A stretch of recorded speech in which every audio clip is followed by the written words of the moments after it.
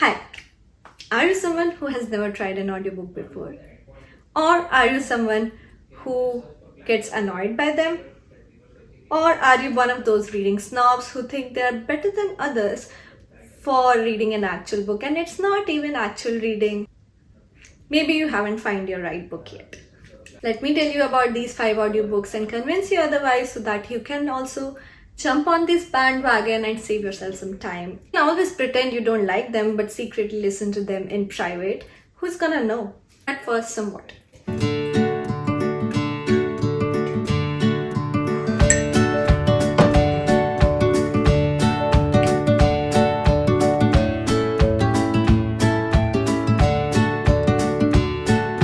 Hi guys, this is Pooja. Welcome back to my YouTube channel. I hope you guys are doing good. If you're seeing me for the first time, I do mostly book related videos here and other stuff, so you can check out the channel. And this is my Instagram and other socials. I'm going to link them in the description below. Consider subscribing and following me there. I personally love audiobooks because they help me save my time. I can listen to them while commuting or being on the train or cooking, being in the gym, walking. I really love them and they are solely the reason I have been able to read so many books over the years when I didn't have time to actually also read a book. I was going through so much shit which happens, right? But I still would like to believe that I was a reader along those years because of actively reading audiobooks, and I swear by them. Enough talking, let's get into the list now. The first book on the list is Mythos. This audiobook, I would highly advise you to get the audiobook because it's narrated by Stephan Fry. He's a very popular narrator, and as a matter of fact, this book is a bestseller audiobook, so why not start with it? If you like Greek and Roman mythology, this book is a retelling of all the stories that has existed in the Roman mythology and also Greek mythology, and it makes for a very interesting tussle between the gods and the humans, how they were made according to mythology, and it's full of wit and humor and pain, pathos, everything, but it paints a picture of magic and us being more than what we are, if you know what I'm saying. And also it makes for a very entertaining listen. I was listening to this during my gym sessions. I chose this book as one of my gym buddies, and I honestly would look forward to going to the gym just because of this book. Second book is My Sister the Serial Killer. It is, as the book suggests, the title suggests, it's a story of a serial killer who is the sister of the protagonist, and she's talking about how she goes about doing it. And in that sense, it is very comical, witty, and deadpan. I found it hilarious. I was laughing multiple times as I was doing that, and also it is fast-paced because it's a thriller. It talks about murders and why she goes about doing them, and what is the feeling of the sister when she's doing it, because she has to partake in, hiding the body and helping her do that. And why is she even doing that? Why is she talking about it here? So this is what the book talks about, and I found it very hilarious and funny. And why wouldn't you want to read more of funny books that keep you engaged?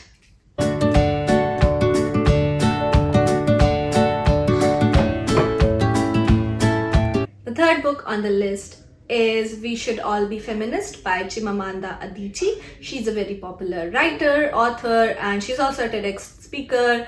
And this particular book is an essay on feminism, on the dialogue of feminism and what it means in the modern world, and how it is important for everyone to engage in conversations around that, her own experiences of living as a woman in this day and age, and how she finds it very frustrating to have these conversations.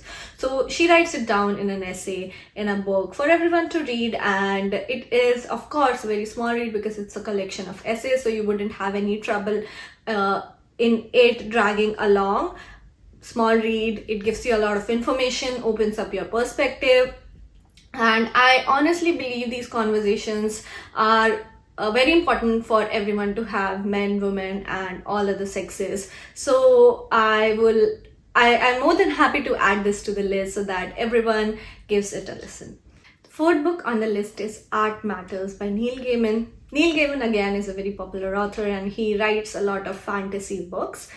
But this one is a non-fiction, and it's more of a dialogue and an essay about why art matters. When you would hear the title, you would feel like he's talking about why art matters to him, but in general, this essay touches on subjects why art matters as a whole in this world and why it's one of the factors that keep us humans sane and going as we have. Honestly, this is one of my favorite audiobooks, and it's also one of the highest recommended books that I recommend to people.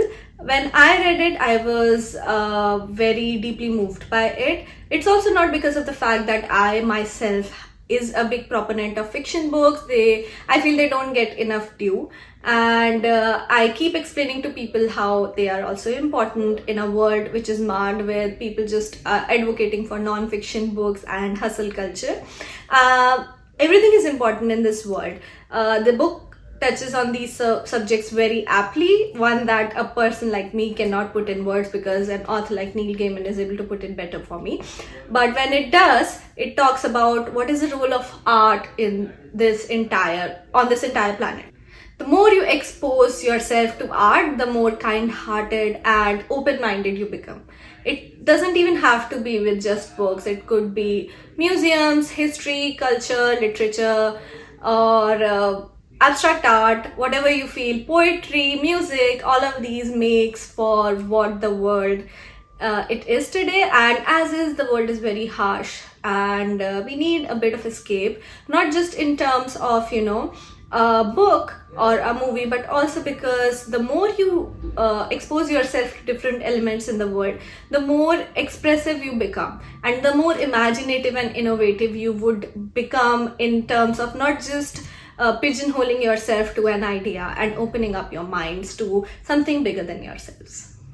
Okay, so I talked about a lot of books that touches upon societal issues and thrillers and fiction, non-fiction, whatnot.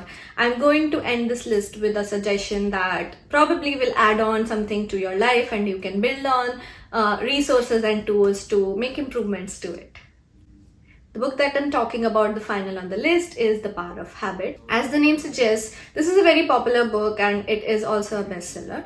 As the name suggests, it talks about the scientific reasonings behind habits, and once we understand them, how we can change them if we want to change them for the better, or if you want to build them if we are already on the path of having good habits.